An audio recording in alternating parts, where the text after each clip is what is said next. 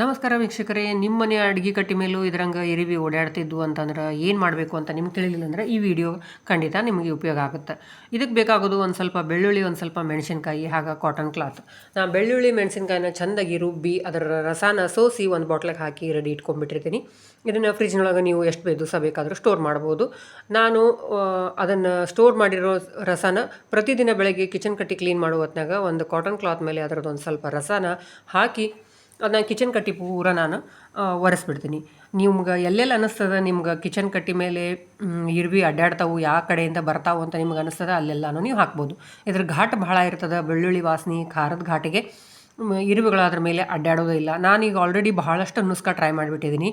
Soda ಪುಡಿ ಹಾಕೋದು, ಮೆಣಸಿನ ಪುಡಿ ಹಾಕೋದು, ಚಕ್ಕೆ ಪುಡಿ ಹಾಕೋದು, ಲವಂಗ ಇಡೋದು, ಅಲ್ಲಿ ಬರ್ತಾವು ಅಲ್ಲಿ ಮೆಣಸು ಹಾಕ್ರಿ, ಎಲ್ಲನೂ ಮಾಡಿ ನೋಡಿದೆ. ಅದು ಯಾವುದಕ್ಕೂ ಸರಿ ಹೋಗಲಿಲ್ಲ. ಬರೀ ಲಕ್ಷ್ಮಣ ರೇಖಾ ಹಾಕಿದ್ರೆ ಮಾತ್ರ ಅದ್ರ ನಿಯಂತ್ರಣ ಆಯಿತು.